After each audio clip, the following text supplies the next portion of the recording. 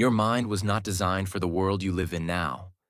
Hundreds of messages, endless notifications, news, opinions, videos, problems. Everything asking, look at me, react now, care about this. You wake up and your brain is already full. To-do list, unfinished conversations, old worries, future fears, random songs, random images.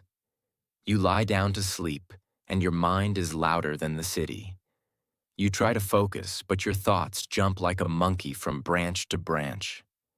You are not stupid. You are not broken. You are overloaded.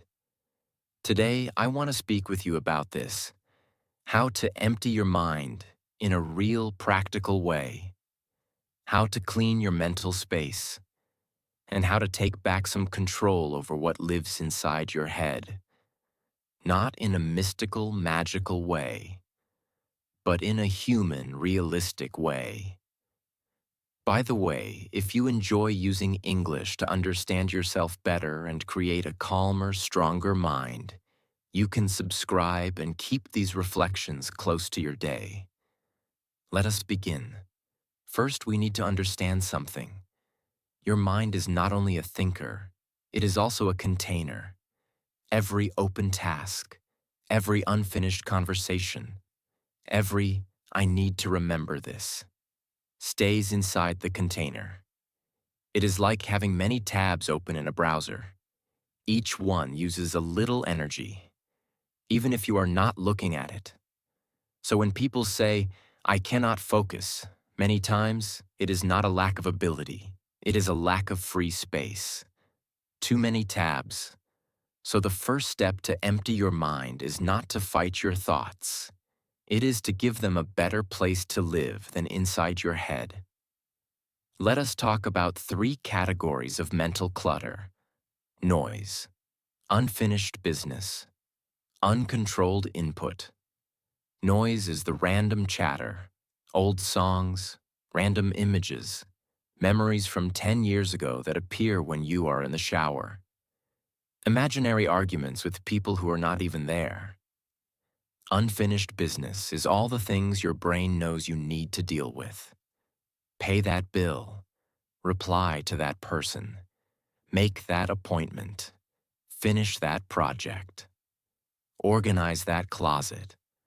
Uncontrolled input is everything you allow into your mind without choosing. Social media scroll. News that leaves you anxious but does not change your actions. Random videos. People complaining. Drama. Each category has a different way to clean. Let us start with unfinished business. Your brain is not a storage device. It is a problem-solving machine. When you keep your tasks only in your head, your brain keeps bringing them back to the surface. Do not forget this. Do not forget that. You feel busy even when you are not actually doing anything. So one of the most powerful ways to empty your mind is very simple. Write everything down. Take a piece of paper or a digital note and dump your brain, not a beautiful list, a messy one. Write everything you need to do, everything you are worried about, everything that is waiting for your decision: money, work, health, family, study, house, projects. Do not organize yet, just empty. You might be surprised by how much is in there. Then, when you have this big list, you can breathe. Because now, the information is not floating inside your mind. It is outside. Your brain can relax a little. From there, you choose. What needs to be done today? What can wait? What is not actually your responsibility? You do not need to solve everything today. You only need to know that it is captured somewhere you trust. This is like taking boxes out of a small room. The room is your mind. The boxes are your open tasks. If everything is on the floor, you cannot walk. If you label and put them on shelves, the same number of boxes feels less suffocating. Now let us talk about uncontrolled input. Imagine your mind as a house. If you leave the doors and windows open all day, anyone can come in. People shouting, random salespeople, strangers leaving trash in your living room. At the end of the day, the house is a mess. This is what happens when you never control what enters your mind. You let any video, any opinion, any piece of content pass through the door. If you want a cleaner mind, you must protect your mental house. That does not mean living in a cave. It means being more intentional. Ask yourself, when am I consuming information by choice, and when am I just escaping boredom? You do not need to be perfect, but small changes make a big difference. For example, not checking your phone in the first minutes after waking up. Having moments in the day with your phone in another room. Unfollowing accounts that only make you angry, jealous, or anxious. Choosing 1 or 2 moments to read the news instead of letting headlines attack you all day. When you reduce random input, your mind has less to process. Silence is not empty. It is space. Space for you to actually hear your own thoughts, not only other people's voices. Now, what about noise? Random thoughts will always appear. The goal is not to have a mind with 0 thoughts. The goal is to not feed every thought as if it is important. Imagine you are sitting next to a road. Cars pass. You see them. Thoughts are like cars. If every time a car passes you jump on it and go for a ride, you end up far away and exhausted. If you simply watch the cars, some will be loud, some will be fast, but they go. You do not need to enter every car. A practical way to train this is with very simple attention exercises. For example, sit for a few minutes, focus on your breathing. Inhale, exhale. Thoughts will appear. I need to buy that. What time is it? This is stupid. What am I going to eat later? Instead of arguing with them, notice them and then gently return to your breath. You can even label them. Planning, remembering, worrying. This sends a message to your brain. I see you, thought. You do not control me. Over time, you learn that a thought is just a sentence in your head, not a command. That alone gives you more control. Now there is another kind of mental clutter that is heavy. Emotional residue. Old anger. Unspoken resentment. Guilt. Shame. Grief. These are not cleared by simple lists. They need expression. Sometimes you are mentally tired not because of your tasks, but because you are holding emotions that never had space. You always explain. You always understand others. You always say, "It is okay," very quickly.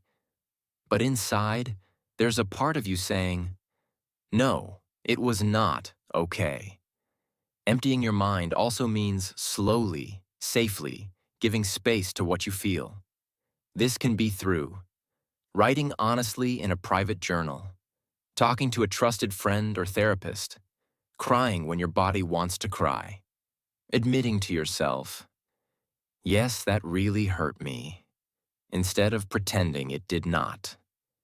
You do not need to solve your whole emotional history in one day.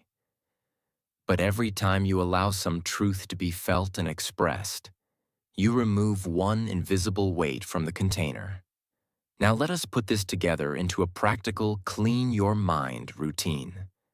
Think of it as hygiene. Just like you brush your teeth, you can clean your mind regularly. Step 1. Brain dump. Once a day or a few times a week, take 5 or 10 minutes.